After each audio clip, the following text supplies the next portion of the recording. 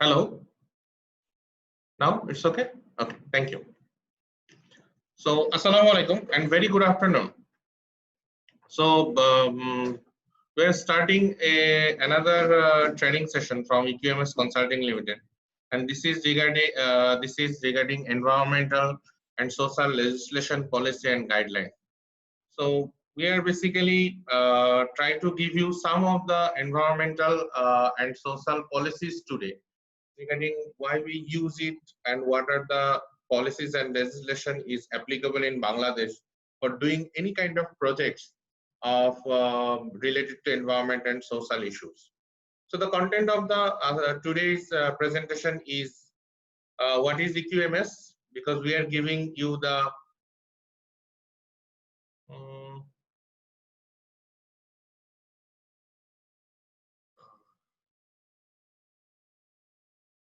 okay.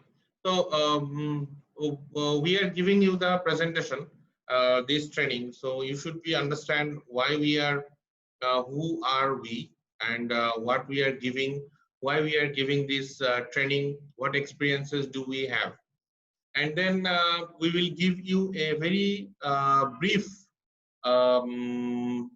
description about how we open our office, following the WHO and CDC rules and regulation. Is a very small slide, and then we will talk about the environmental legislation, policies, and guidelines. And after that, it will be social legislation, policies, and guidelines, and then there will be a concluding remarks.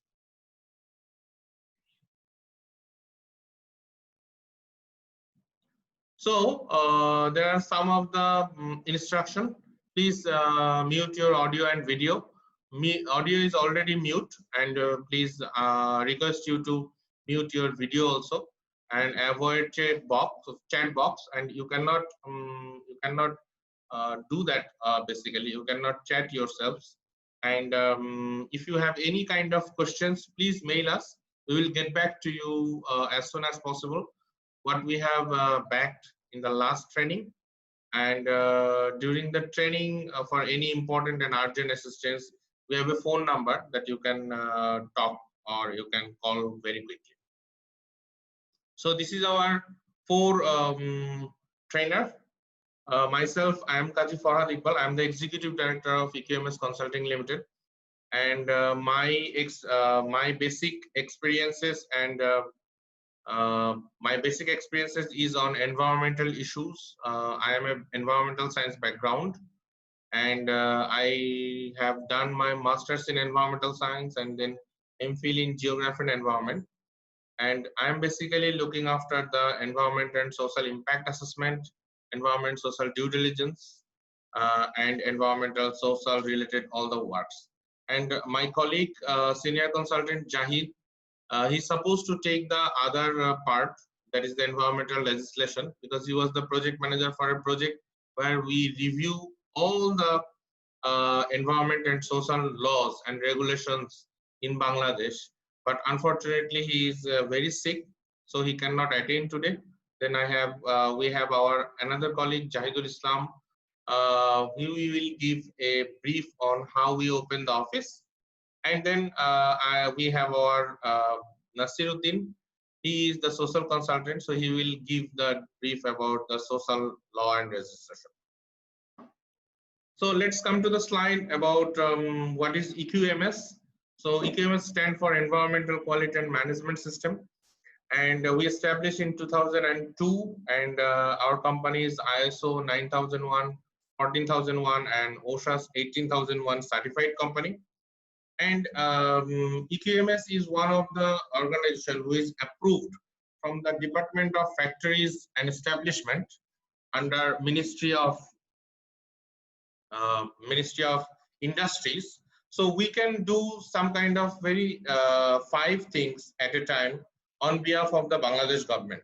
First, we can inspect and we can issue any kind of structural faulty design or structural safety certificate to any building.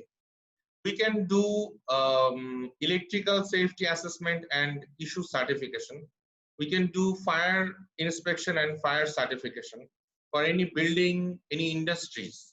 And we can also do any kind of lifting equipment certification, whether this lifting equipment is okay or not, like crane, any lift, forklift, anything.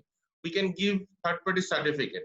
And these certificates are nowadays mandatory according to Bangladesh rules 2015. So what are the all the lift that we use even in our houses is very important to take a certification. We don't take it, but according to the Bangladesh Labor Rules 2015, you have to take this certificate, which is mandatory. So our vision is definitely for the sustainable development. We want to do some kind of good things. We want to give the client, the government, the sustainable solution that will really combat the climate change for meeting the sustainable development goal. Our capability is like we are very much familiar with local law, like Environmental Conservation Act 1995 and its amendments, Environmental Conservation Rules, Labor Law, and ILO. So we have a working experience of 18 years in this law for doing any kind of EIA or other study. We have involved for upgradation of Environmental Conservation Rules 1997 to 2017, and we are also familiar with labor law and Act and ILO. We have done a good number of work for international lenders. So for the international lenders, we are also familiar with IFC Performance Standard, World Bank Operational Procedure, World Bank Environment and Social Framework, ADB, ADB Safeguard Policy Statement, JICA Environment and Social Consideration, ILO, and Equator Principle 4 in 2020. So these Equator Principle will launch on June, so it will be affected from July. So that all the things we have capable. We have done good number of projects to follow these rules and regulations. Then one of our credentials is we have done more than 100 ESIA, that's for the international lenders. We have done more than 400 IE and EIA, more than 30 resettlement action plan, more than 10 environment social due diligence, more than 30 construction environmental management plan or construction environmental action plan. We also involved in Podda Breeze, metro rails. So we have also done some environment social action plan implementation support. So any kind of industry or any kind of client want to develop its ESAP implementation support, we do that. We have environment and social management system experiences more than 10. There are lots of, there are lots of participants raise hands. So let me check. Is there any issue or not?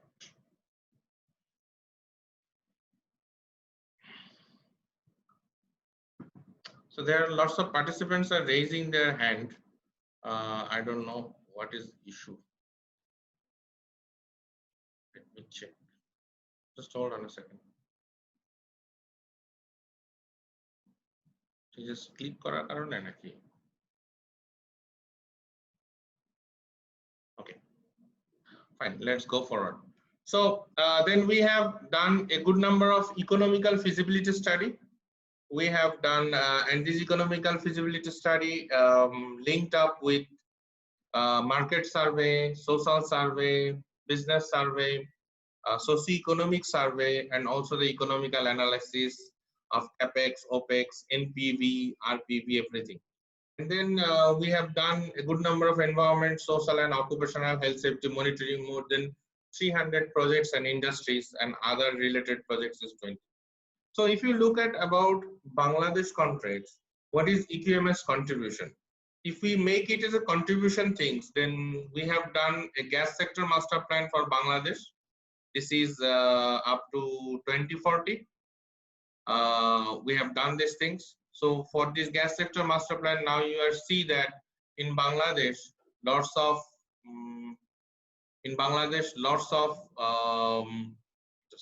just a minute. Lots of hand raise.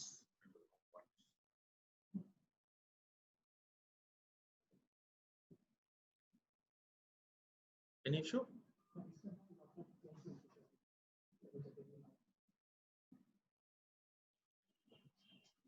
কিছু একটা হচ্ছে, অনেকে raise hand করছে sir, এটার জন্য।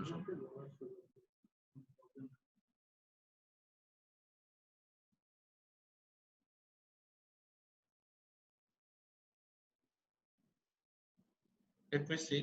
Sorry, forgive me 1 minute. Let me check whether there is any issue is coming.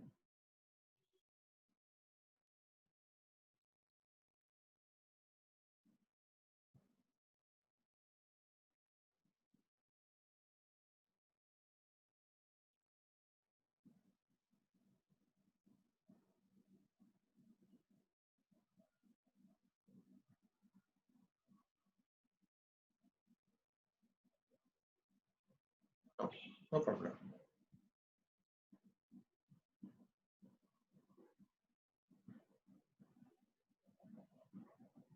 No problem. Okay, thank you. So we have done the gas sector master plan for Bangladesh. So according to the gas sector master plan, now you see lots of gas cylinder is coming, lots of gas cylinder industry is coming. So we will be a shortage of gas. So we recommended lots of LNGs and others. So it's coming now. We have done one project which is called monitoring and evaluation strategy development for power, energy and industry sector in Bangladesh for Ministry of Planning. So now in the budget and others, if a government wants to monitoring and evaluate its power, energy and industry sector, how they will do that, we will develop this strategy. We have developed policy for solar irrigation throughout the whole country. And now you can see that lots of area where there is a diesel cost is very high and there is no such kind of national grid system is there. So there is solar based irrigation system is going on. So this is one of the unique projects. And the last one is a trigger point for today's presentation that we have done very recently in 2020, a EIA country study in Bangladesh for Institute of IGES of Japan government. There is a Ministry of Japan Environment. We have done a EIA country study.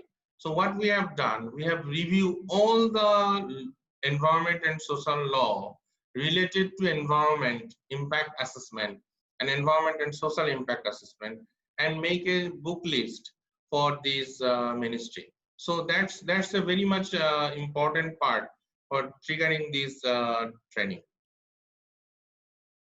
We have contributed this country more than 20,000 megawatt power generation. If you name any of the big power plant, we have been involved in that projects, including Pyra.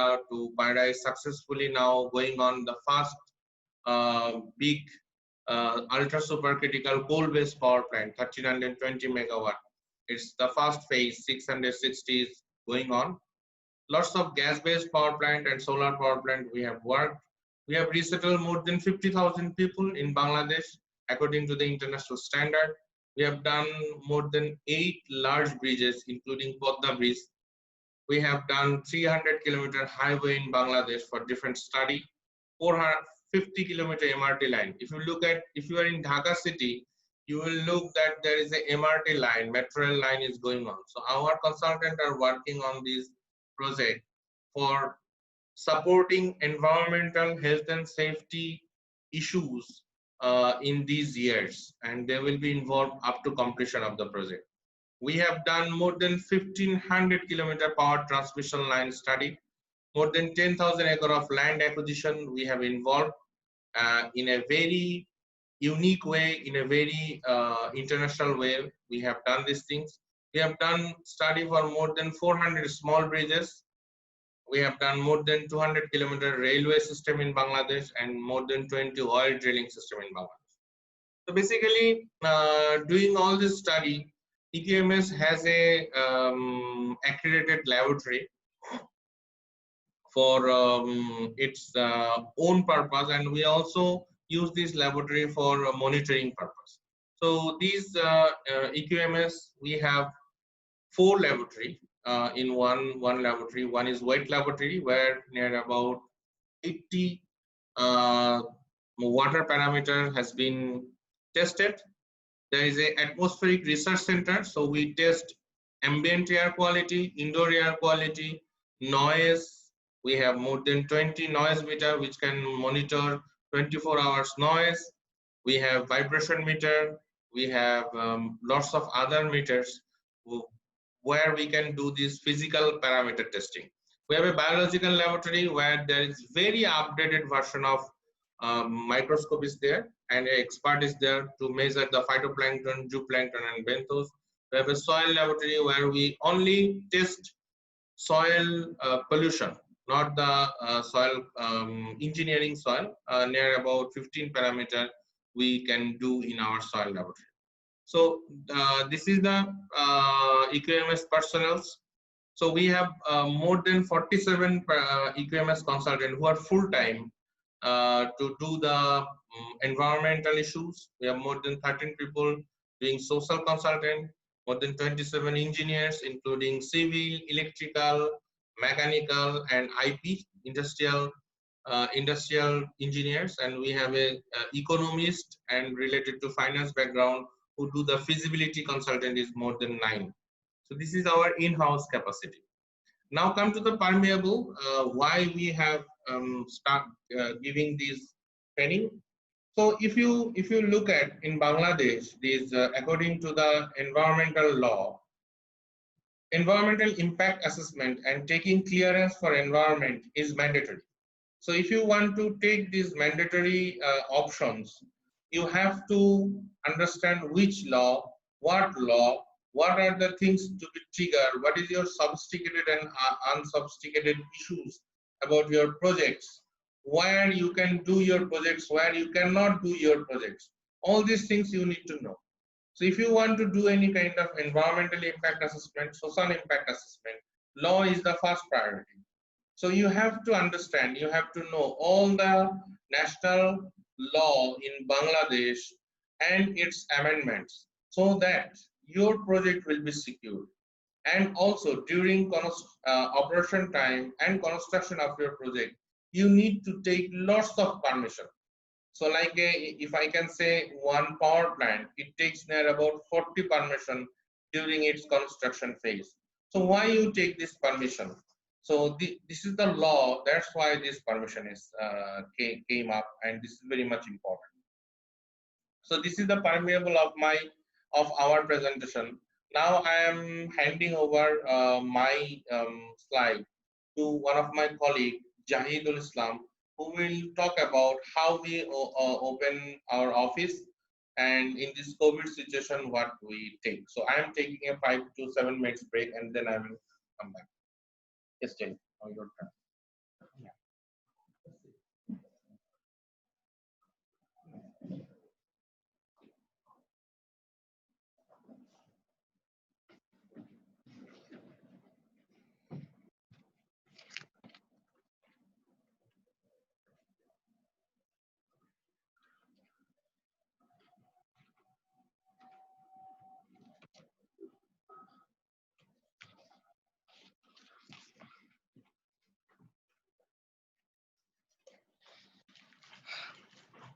Good afternoon, everyone. Again, thank you for joining with us in the online training session. Already, Farkaji Faradiba sir for the short briefing about EQMS. Now we are in the part 2, and I'm sharing office reopening plan. We know COVID restriction beginning to relax in many countries around the world. Organizations are starting to think about when and how to restart the operation.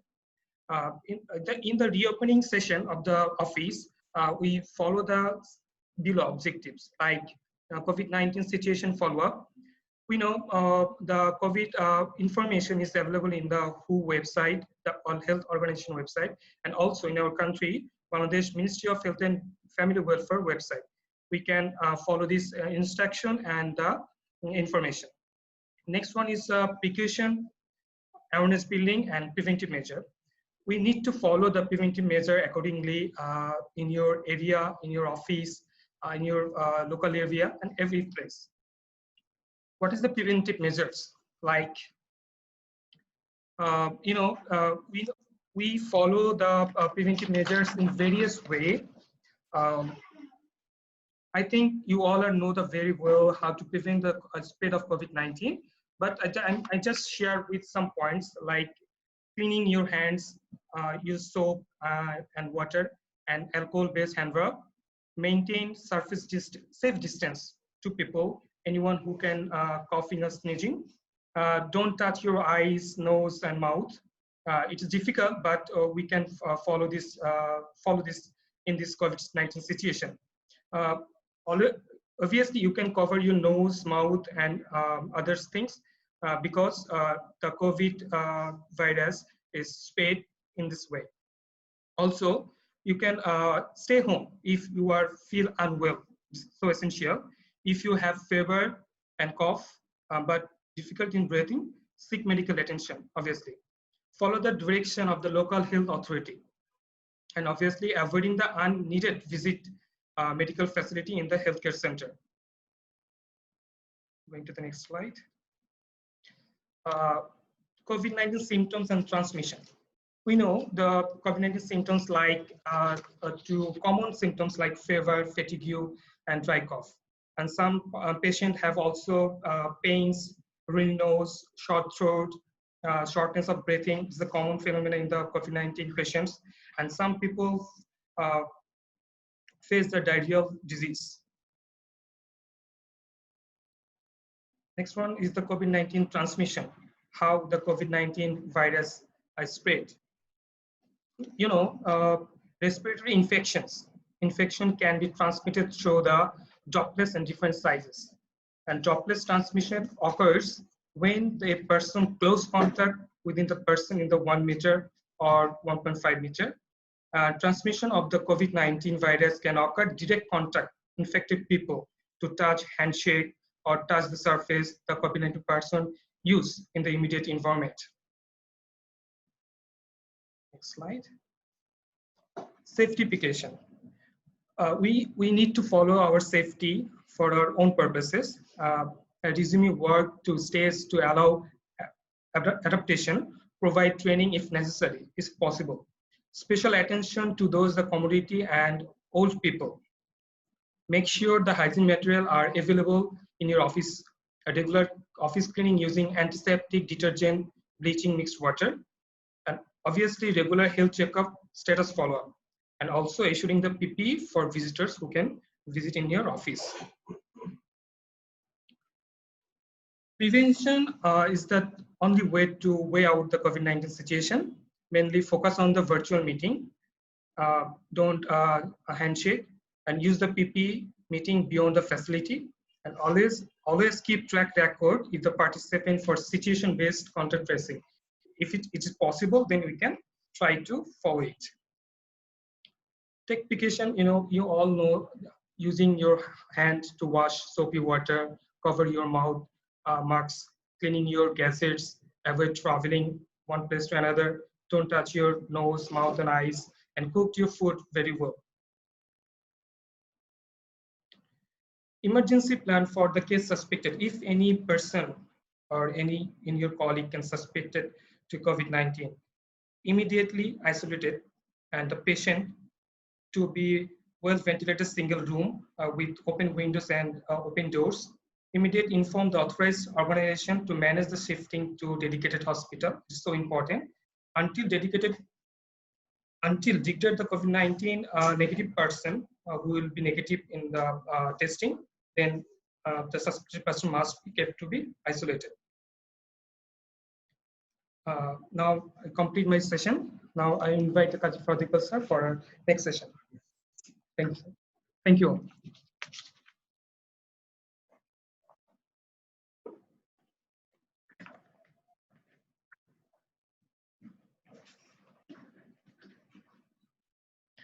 Thank you and welcome again. Thank you, Jai, for giving a very nice brief about this COVID. We all need to be very careful about these things. Now in India and in Bangladesh and some South America, the situation is very deteriorated. In Bangladesh, we are now in a very peak big serious issues. So now I'm going to my main presentation on environmental legislation, policies, and guidelines. So for these presentations, it should be Jahid rather than my face. It should become to Jahid face, who is looking very handsome and very good rather than me. But unfortunately, he is sick, so we all should pray for him. And all these slides he has made, so we should pray for him that he will get well soon. So if you look at the historical background of our environmental laws, you can find that it started from just after liberation of 1971 of participating in Stockholm Conference on Human Environment. And then we have done some of the conference and some meeting and some conference outcome in DPHE, Department of Public Health and Engineering. And in 1977, Bangladesh government make pollution control board with 16 members. And very immediately after that, this board converted to environmental pollution control cell headed by director with the 26 of member. And after that, in 1973, there is a environmental pollution control ordinance came in 1977. In 1989, MOEF, Ministry of Environment and Forest, make some environmental issues and restructuring the Department of Environment. And in 1992, after meeting the Rio de Janeiro conference, this national environmental plan has been framed in 1992, and then a national conservation strategy has been developed with the help of IUCN, and then there is a EIA guideline has been established in USAID FAP Flood Action Plan in 1992. So in 90s and 92, there are lots of activity has been done regarding this environmental law and enforcement. And basically in 1995, the first Environmental Conservation Act 1997 has been established. And in 1997, this EIA guideline for industry is established.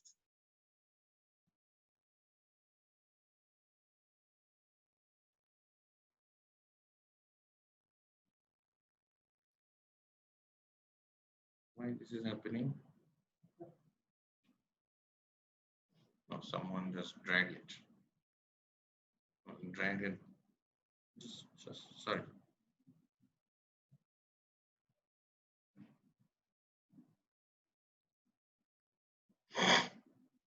So after the major environmental legislation and policies,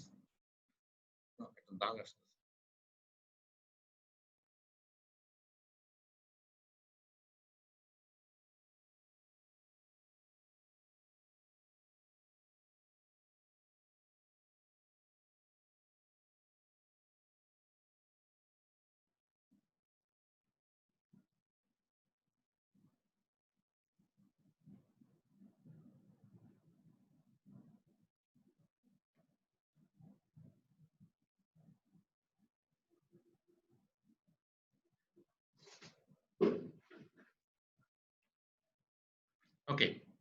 So the major environment legislation and policies. So for the environment, we have Environmental Conservation Act 1995 and lots of amendments. I will come all details one by one. We have Environmental Conservation Rules 1997, which is triggered from the Environmental Conservation Act. How we will what we will do, that is in the rules. Then this Environmental Code Act came in 2010. So this is because of if you do any kind of injustice to the environment, what the Department of Environment and other department will take action. Then our noise pollution rules has been changed from 1997 and updated in 2006. Then our National Environmental Policy came very recently in 2018. Then we have a Draft Clean Air Act in 2019. Then we have a ECA Area Management Rules in 2016. ECA means environmentally critical area. Sorry, ecologically critical area. So this is very important nowadays. And then National 3R Strategy that's been reuse, reduce use, and this is the 3-year policy scheme, and then National Oil Spill Contingency Plan came. Then Bangladesh Climate Change Strategy and Action Plan 2009 also is implication for any kind of study. For the forest, if you do any kind of activity or other things related or near to the forest, there is a Forest Act 1927 and its amendment. There is a National Forest Policy.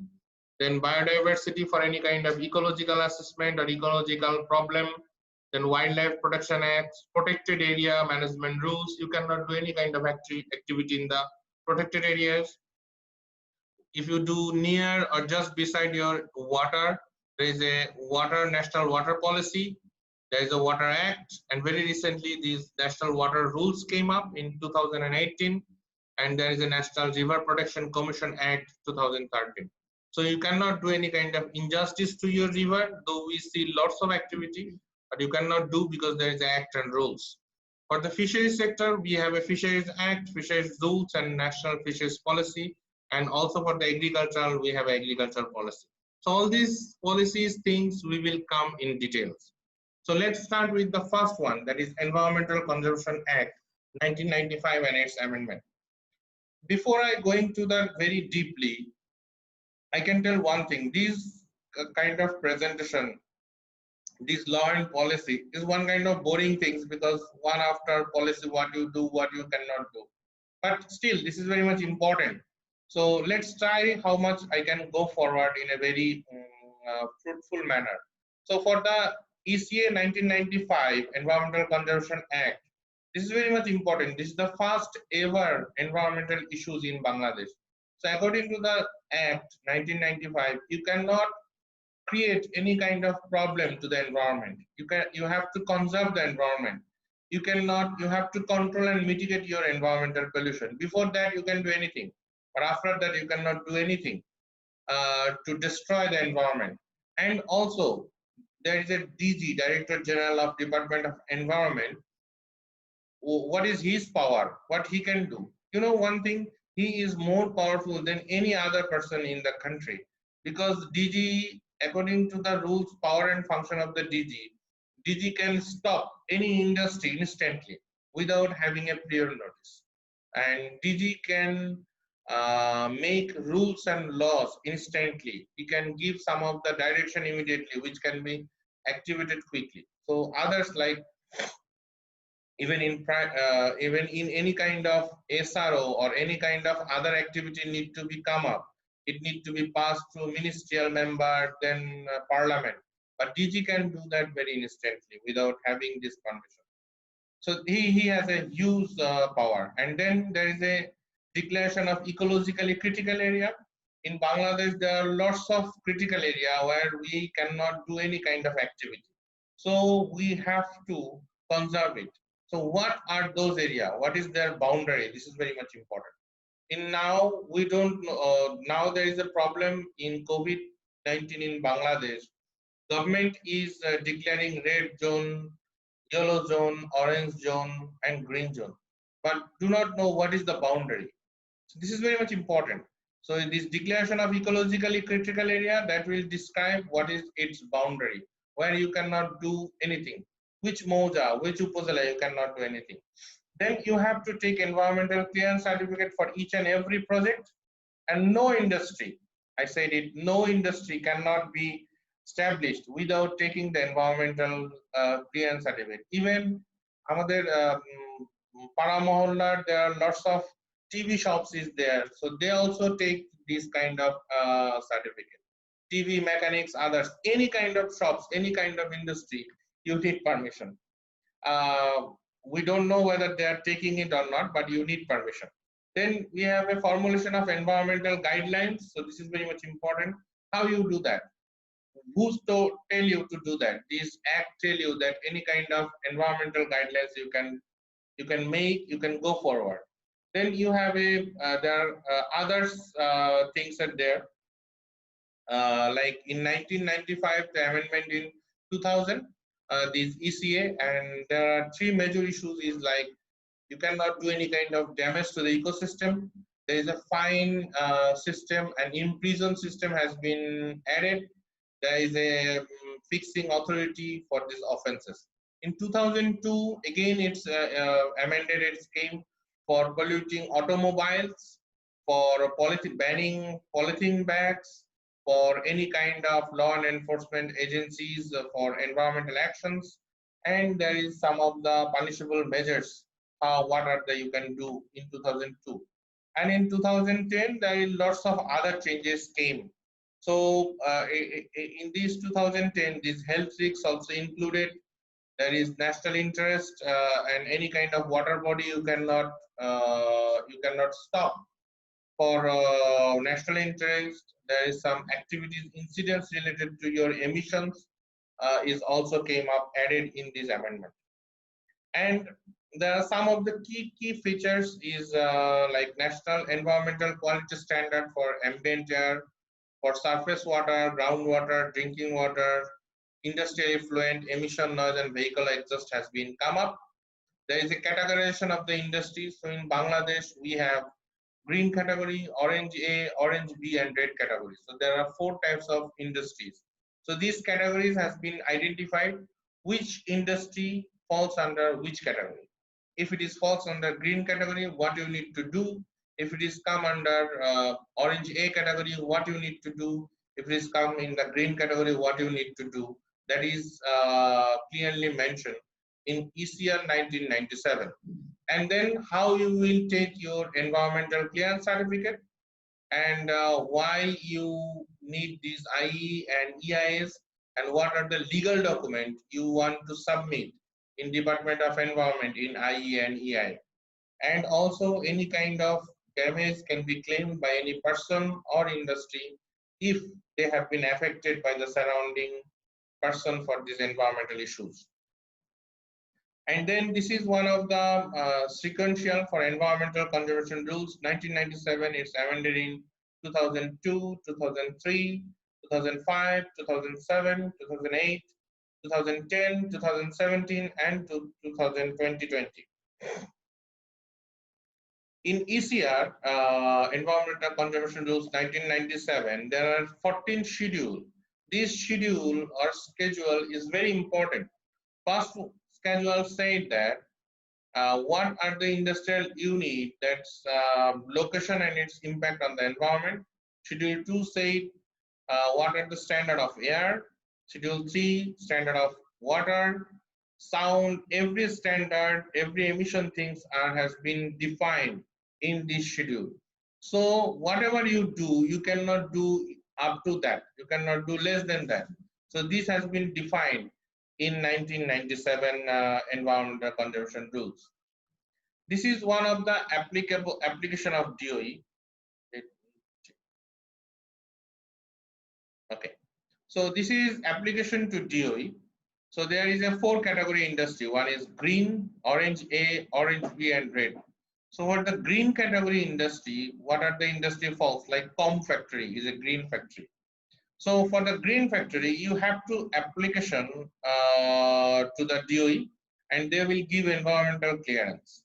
For the orange A category, you have to do some sort of study where your project is located, where you are going to do your projects, and then you have to obtain your site clearance, and then you have to apply for your environmental clearance, and then you have to get the environmental clearance.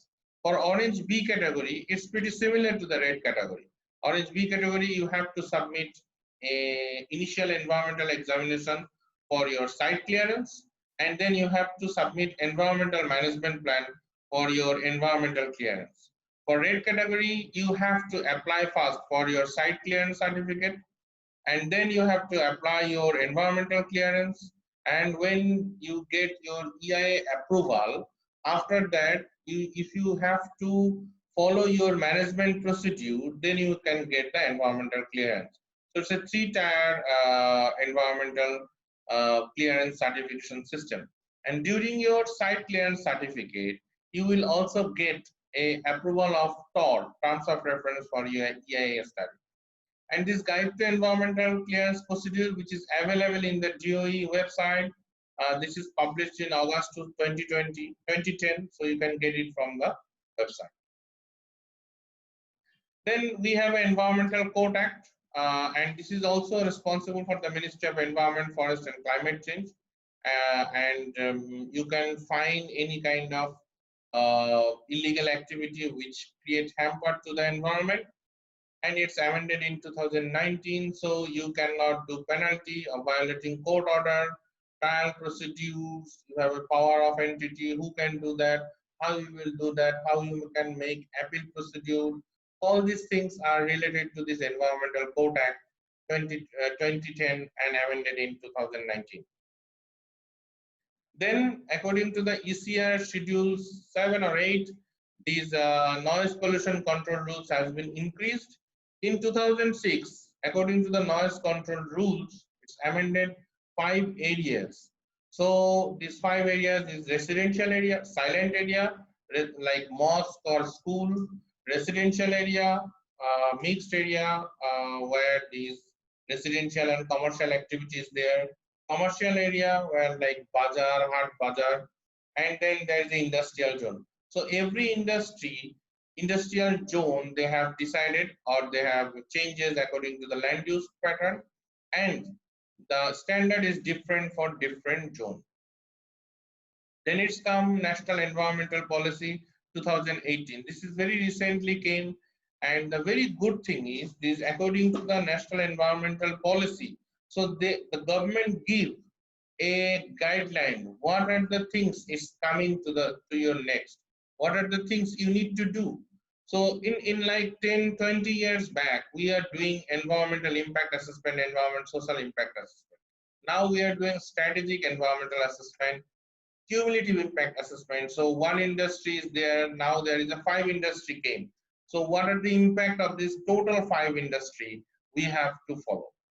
Then these are the Environmental Policy 2018 main point, that you have what is your land resource management policy, what is your water resource management policy, how you will control your air, how you will use your safe food and water, what will be your agricultural policy and how you will mitigate it, what is your public health and health services, accommodation, housing and urbanization, education and mass awareness, forest, biodiversity, hill ecosystem, fisheries, coastal, ecotourism, industrial development, energy, communication, HR, climate change, disaster management, science, management and chemical, other pollution and environment friendly economic development. So this is basically your guideline. Policy means one of the guideline for sectoral areas, what you need to do. What is your guideline to do? This is not a pure rules and regulations that you have to follow, but this is one of the policy which could be your rules and act very soon. But this is the guideline for your future development. In 2019, this draft Clean Air Act came. It's not yet been finalized. You know, nowadays Dhaka city is the worst air pollution city in the whole world in some of the days, and also Delhi is very bad condition. Kolkata is bad condition, but Dhaka and Delhi is comparatively very bad condition in air quality. So this draft Clean Air Act came in 2019. How we will do that? So this is very much important part for a city like Dhaka and Delhi. Then we have a ecologically critical area and management rules in 2016. So ecologically critical area, those area where you cannot do any kind of development activity, where you cannot destroy and where you cannot do any kind of activity. So you cannot make houses over there, you cannot cut the things, you cannot enter, restriction is there. So lots of activity is there. So these are the 13 ecologically critical areas. So one is Cox's Bazar Teknaf Peninsula. That's been from Cox's Bazar to the Teknaf tip.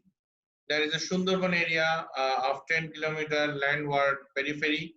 That's been Sundarban area, and its buffer 10 kilometers, including this ECA. So you cannot do any kind of industrial activity and other things, including these. We have a Saint Martin Island, where this substitution is there. Hakaluki Haur, where lots of fisheries, aquatic ecosystem is rich. There are millions of migratory birds came here. They breed and they again go. There is a Shonadia Island, which is very important. You know, in Shonadia Island, there is 5 species of dolphin and 4 species of turtles are came and breed. So if you destroy this Shonadia Island, then these 9 species will forever gone away from this world. So this is very sophisticated island of Bangladesh. We are lucky that we have this kind of island, which could be one of the major ecologically critical area, and that could be one of the area that we need to develop, we need to manage, we need to conserve. We have a Tanguar Haor, just like Hakualaki Haor. We have Marjar Baur, we have Gulshan Baridhara Lake. You cannot do any kind of activity in this lake. A Buriganga River, Turak, Shitalakha, Balu. You cannot do any kind of activity. You cannot throw even a dust in these Buriganga or Turak River. I know you have in your mind that millions of liters of water and sewage has been dumping in this river. But according to the law, you cannot do that. And Jaflong, Dauki is another area which has been declared in 2015, the last that you cannot do activity, because Jaflong was a very beautiful area before. Now some pirates are going over there. They just blow the river area, and these stone are taken from there. So which is very unfortunate. You have lots of activity. Number one, you cannot any cut or extraction any kind of natural resources or vegetation from these ECA areas. You cannot hunt or kill any kind of wildlife in that ECA areas. You cannot catch or collect any oyster, snail, coral, turtle, anything from there. You cannot destruct animal and plant habitat. You cannot do any kind of damage in that area's land and water resources. You cannot do any kind of major noise pollution or air pollution over there. You cannot do any kind of activity which will create problem to that fisheries and aquatic animals. You cannot do any kind of major activity where your sanitary waste, liquid waste will create problem in that area's aquatic system or river, pond, lake area or in hilly area. You cannot do any kind of mineral resource extraction from there or stone collection like in Jaflong. Then we have Biodiversity Act. Excuse me.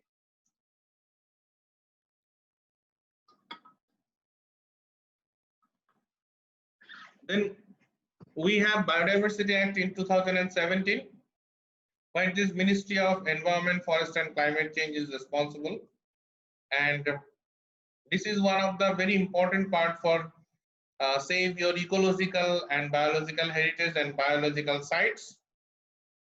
Then you have a Forest Act 1927 before our liberation, and it's amended in 1982, 89, 2000 and now in 2018. So according to the Forest Act, you cannot cut any kind of forest or other things. You cannot cut your reserve forest, protected forest or village forest. So you need to take permission from Forest Department. If you cut any kind of trees, this is very much important. And there are lots of social forestry practice in Bangladesh. Just beside the road, there are lots of forests where the surrounding people are managing this forest, and Forest Department is just plantation this forest. So these are the things. You have a national forest policy. We have a national forest policy in 2016. And you know, Ministry of Environment, Forest and Climate Change has 2 departments. One is Department of Environment and another is Forest Department. So these National Forest Policy is responsible for the Forest Department. We have Wildlife Conservation and Security Act 2012. So you cannot kill, shoot, trap any wildlife. I hope you can remember 2000 in 1/11 or 9/11 time in Bangladesh. Lots of industrialists, lots of people has just dumped different kind of snakes and wild animal just beside the road, because you cannot keep any kind of deer or wildlife in your house. If you want to do that, you have to take permission from this department, and taking this permission, you need money. Like for deer, If you want to domesticate any deer, you need to pay near about 10,000 per year. If you want to domesticate any snakes, you have to pay near about 10 to 20,000 taka per year. And you cannot do that. Like if you want to domesticate one snake which is endangered, you cannot do that. So this is very much important. And Wildlife Conservation and Security Act, we have a different sanctuary, national park, community conservation, safari park, eco park, botanical garden, wild animal breeding center, landscape zone. There are lots of things. I will come these things. So this is Protected Area Management Rules 2019 came, and they said how you will do that. So there are some structure functions how you will manage your protected areas. So in Bangladesh, we have 51 protected areas all around the country, from here to there. And these protected areas, there are some system how you do that. And this is one of the latest things is marine protected areas of Bangladesh. The country's first marine protected areas is just below the Sundarban area, and it is called Swatch of No Ground. And it's declared on 27th October of 2014 under Bangladesh Wildlife Conservation and Security Act. So this is there. And then we have some Protected Area Management Rules 2017. Then some water related policies. We will go forward now. So we have National Water Policy 1999, and subsequently it will amended in 2017 and 2018. So like in Bangladesh, everywhere we are taking water from the ground. So groundwater utilization is very common. Even if you build any kind of shallow tube well, you need to take permission from the Union Parishad, which we don't know, but this is one of the law. If you want to get any kind of deep tube well, you want to take it permission from the Upazila Parishad. Now in 2018, the National Water Policy, you have to take permission from SPARSO, from under the Ministry of Water Resources, which is very much important. So water use, if you want to use your water from river, if you want to use your water from ground, if you want to use water from any khal, bill or open water, you have to take now permission. This is National Water Policy came in 2018. So how you will do your flood control and management project? So if you want to do any kind of embankment to protect your project from flood, so you need to take permission from SPARSO, from Ministry of Water Resources. If you want to take any kind of surface water extraction, say I have a water just beside my projects, so I take water from river. There are lots of water in the river. What's up taking some water? No, you cannot do that. You have to take permission if you want to take surface water from river or khal or any open water. For any kind of irrigation purpose, if you want to use surface water. So in Bangladesh, agricultural country, so we use lots of water in the irrigation purpose. And for this water pumping, if you want to use this irrigation and if you want to use surface water, you need to take permission from Ministry of Water Resources. If you want to make a hydraulic structure like embankment, dam, or related things, you need to take permission. Water conservation project, flood affected plain people, groundwater using, riverbank protection, river excavation, canal excavation, re-excavation, anything you need to do, you have to take permission.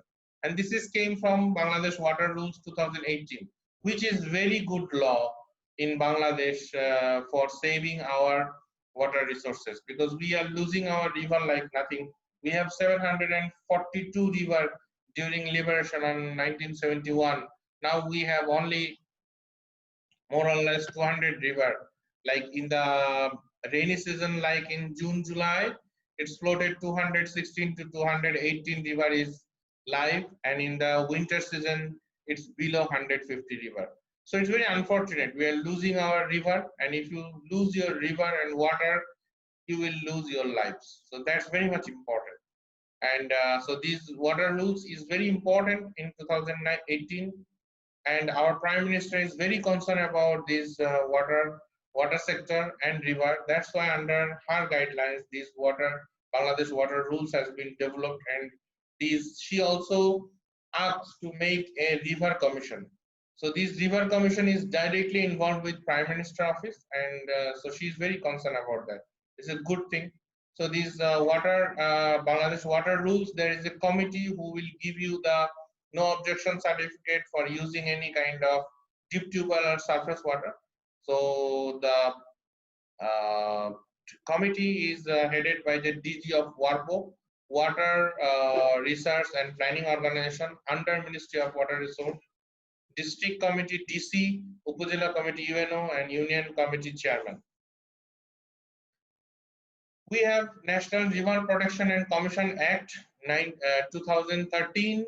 So you cannot do any kind of illegal occupation of rivers. I'm sorry to say, but if you go to Australia and other things, other area close to Dhaka city and others, you see that this encroachment of river is very strong in Bangladesh. And unfortunately, it is going on and on. I don't know how to stop, but we have a law, you cannot do that. So pollution of water and environment, basically in the river, you cannot do any kind of pollution. So like industries are just dumping their wastage to the river, which you cannot do. Illegal construction, proper maintenance, this is under this act. Then we have a Protection and Conservation of Fish Act 1950, Before Liberation and Rules 1985. So these Fish Act and fish rules, which is very important, that you cannot, you can catch fish. You can catch fish if you have a net. You can catch fish in the open water like river, khal, and other area. But there are some main season that you cannot catch fish. If you look at these last 3-4 months, last 3-4 years, we are getting huge kind of hilcha fish, and this is last 30-40 years has not happened, and this is the changes. This is because of this government initiative. Government have initiative to stop killing fish during its breeding season. So that's why this huge number of hilcha fish we are getting. So this is the two picture. One, this left one is like this yellow mark area is the upper Meghna sanctuary for hilcha sanctuary and breeding areas, where you cannot catch fish during these stoppage season. And this hilcha area is the breeding area where this hilcha is breeding, and this is their development area. Sanctuary means where they stay and they grow, and this is the breeding area where you cannot catch fish. Then there is a same things, prohibited activities in hilcha sanctuary and spawning ground. So you cannot do any kind of catch fish and other things. We have a river police who stop these prohibited activities of hilcha sanctuary and spawning ground. This is our marine reserve in Bangladesh. So if you look at this left side, this is the middle ground and south patch. So this is a marine reserve area in Bangladesh. And if you look at the right side, this blue dot is our marine reserve forest. Sorry, marine reserve area. So there are lots of activity that you cannot do during the breeding season of river and the migration season of fish. You cannot do lots of activity. We have National Fisheries Policy in 1992, that is under the Ministry of Fisheries and Livestock. We have a Protection and Conservation Fish Act 1950 and rules, and it's updated in 1985.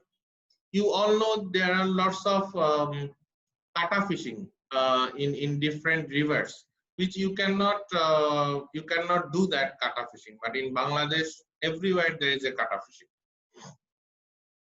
National 3R policy. This is also under Department of Environment. So this 3R is reuse, reduce, use, and recycling.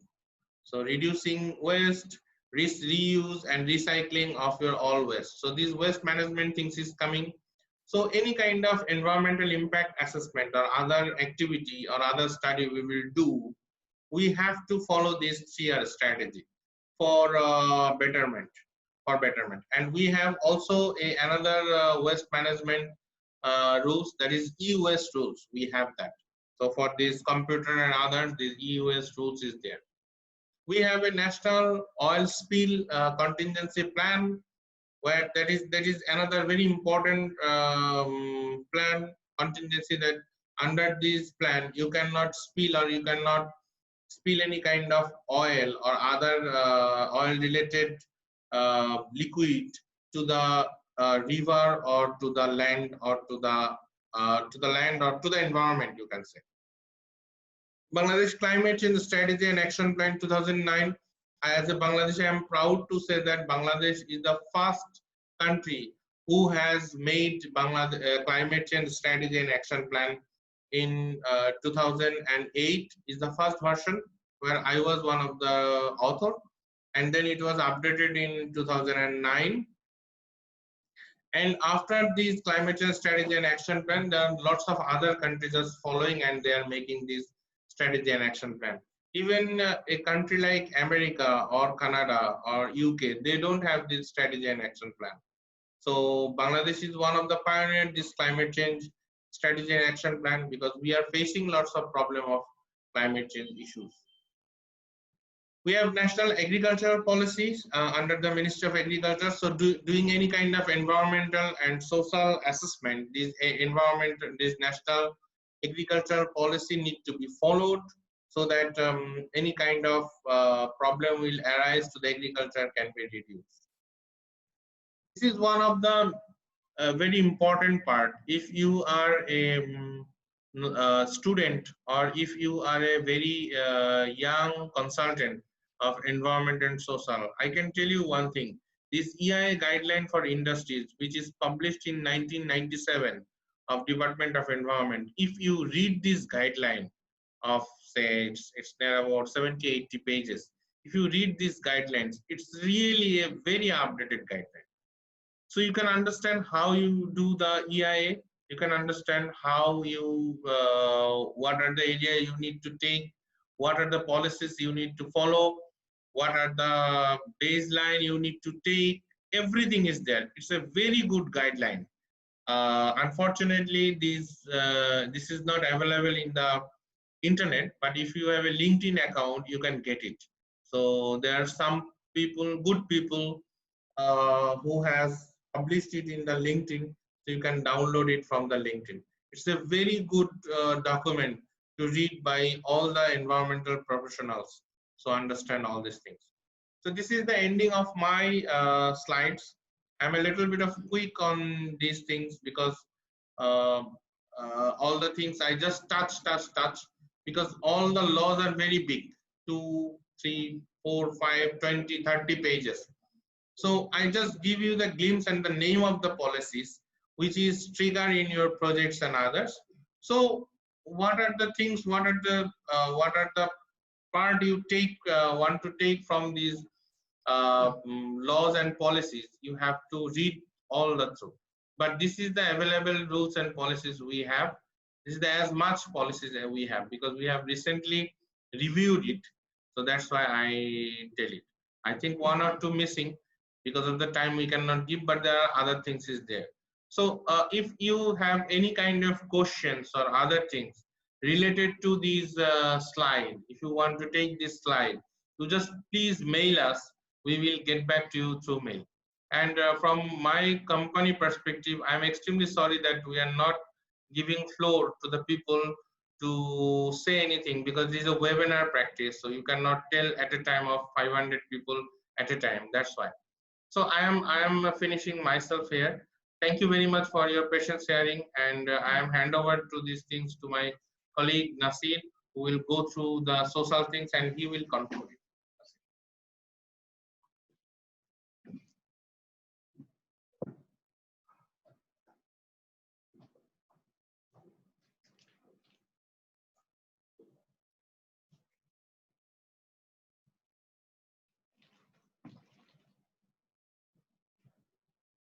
Hello everyone, I am Nasiruddin. I've been working here since in social department as a social consultant.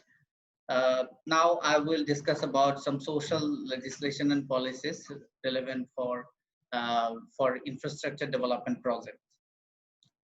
So first of all, I will discuss about the Acquisition and Requisition of Immovable Property Act 2017. It is enacted in 2017 before for any development project in Bangladesh, especially some projects where land acquisition has been taken for this purpose. Before using 2017 Act, Bangladesh government used the Acquisition and Requisition of Immovable Property Ordinance 1982. So now it is enacted, and it is very useful. And now we will try to understand some features of this act, and we will understand that how it is useful for any person who actually lost their land.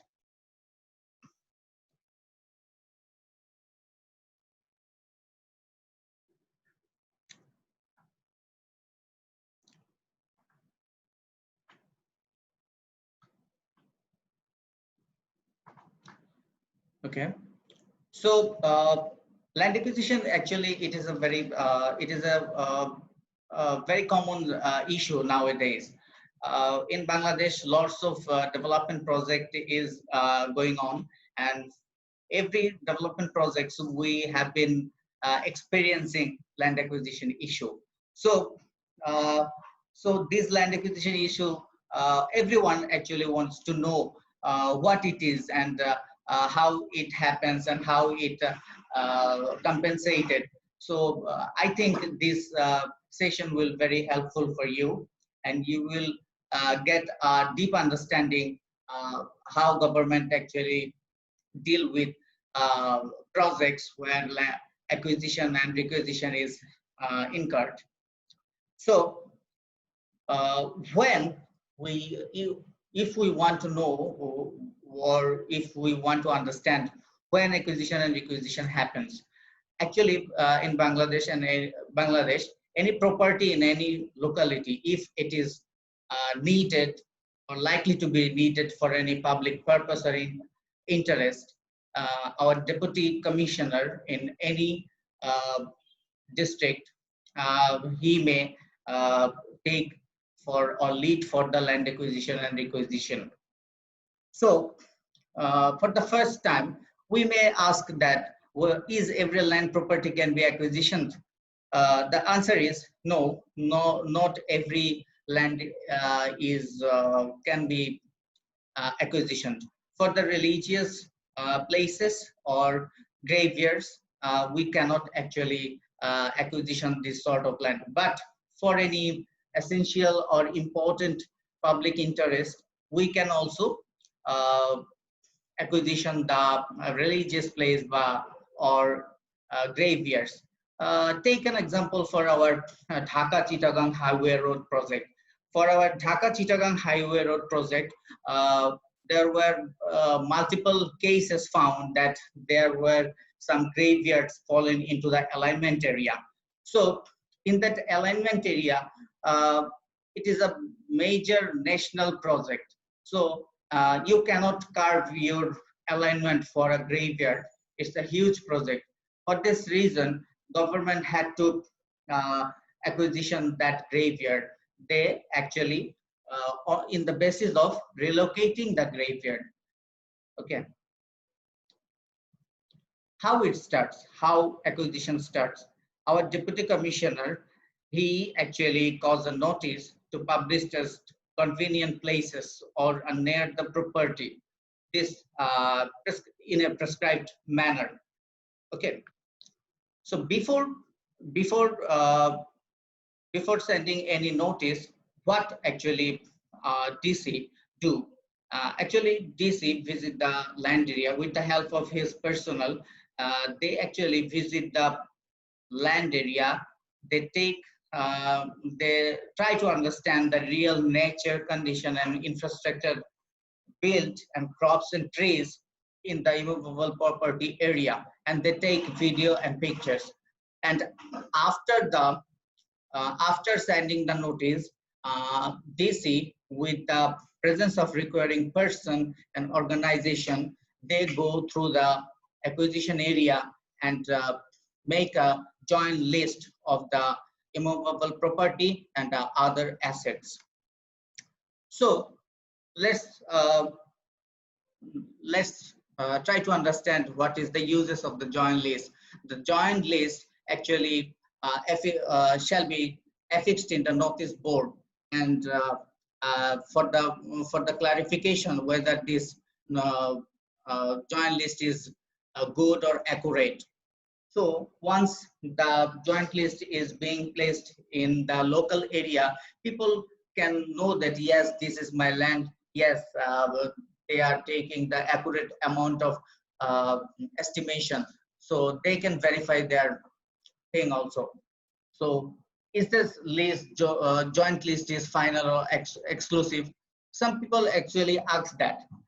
Yes, the DC actually do the joint listing. So if there is a problem, or he or she actually misevaluate the joint list, what happens? Is there any chance we can actually reevaluate our property? Yes, there is a chance.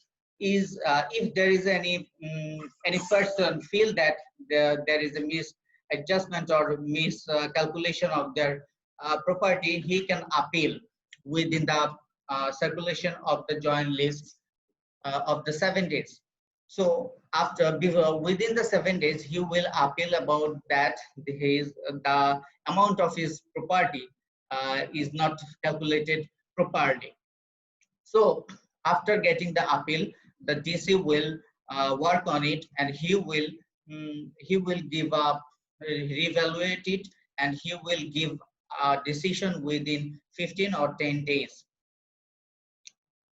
Sometimes, very commonly, people ask that whether when they feel that there is some sort of acquisition process going on in their area, and they always try to know that is there any chance to make objection against acquisition? And yes, there is a chance.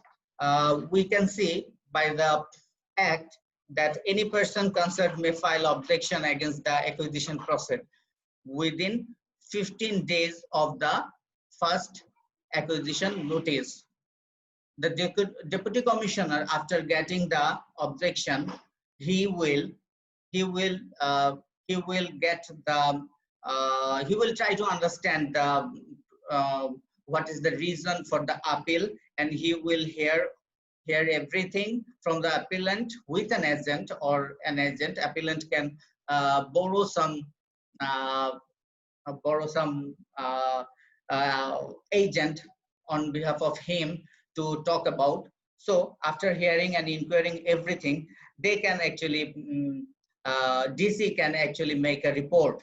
And in that case, if according to the act, if the land acquisition amount is more than 50 bigha, then the decision will come from the land ministry.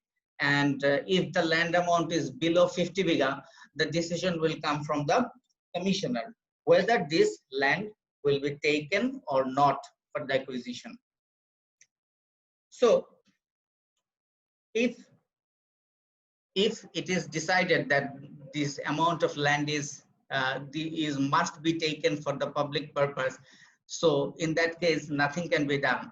In that case you can only just wait for the compensation and the other support from the government. So in that case, what sort of you may question yourself, what sort of support and what would be you will get from from the DC. So the compensation, DC will allow the compensation, and the compensation DC will also only allow for the legally interested person.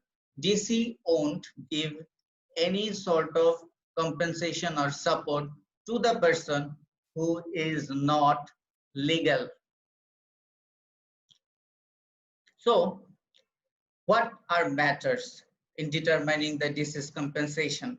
In disease compensation, DC will give the average value of last 12 months of the purchasing or the acquisition lands. DC will compensate the standing crops and trees. DC will compensate for the damage of adjoining property. DC will compensate for the damage of earnings. DC also compensate for the transportation cost for residence change or business place changes. So what is the compensation amount? Before, the compensation amount wasn't so much attractive, but after the 2017, it's become very attractive. And of course, this is for the only for the benefit for the local people who actually lose their land. So what we see for the land, if the project is for government purpose or public purpose, DC will compensate the actual market value plus 200 of the market price. That means it's the 300% of the actual market value. If the project is for non-government purpose or the private purpose, the DC will compensate the market value plus 300. That means it's 4 times. Besides the land value, DC will also pay for the standing crops, for the adjoining property damage, for earning loss, and for the residence or business place transformation. Okay, so for this purpose, DC will pay market value plus 100% of the value. Besides this is the addition of additional thing. DC also also they say that they can necessary step can be taken for rehabilitation of any acquisition and requisition. Also, for the Borgadar and Borga system, DC will pay to the Borgadar. You know, some that in our country, people actually produce or cropping, cultivate land in Borga system, where 50-50 sharing or 3-1 sharing. So if there is any sort of Borga system is available in the cultivated area, the DC will pay that. For the requisition, requisition actually is a sort of acquisition, but it is limited to a time. So for acquisition, we know that the land will be procured permanently, but for the requisition, the land will be procured for a precise time interval or time. For in Bangladesh, Bangladesh Acquisition and Requisition Act 2017, it seems that we can take requisition only for 2 years. Yes, we can take a requisition more than 2 years, but in that case, some other things need to be considered.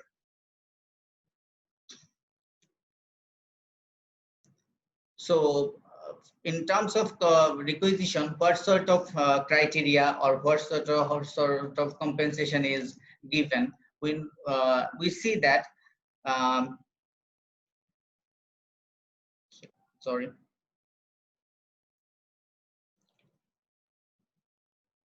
In for the requisition, the loss of rent for the requisition, transferring cost before requisition, transferring cost after requisition, and restoration cost will be paid in terms of in case of the requisition. In case of compensation by the deputy commissioner will pay in a manner, in a prescribed manner, and he will decide what payment should be paid. Moreover, any person who is the interested person, he can ask for the compensation, what is happened or what is incurred during the requisition. In addition, when we said that in addition, when the DC sees that he needs to require some land more than 2 years, then he had to revise his award. So this is the actually in brief our social legislation related to the infrastructure development projects.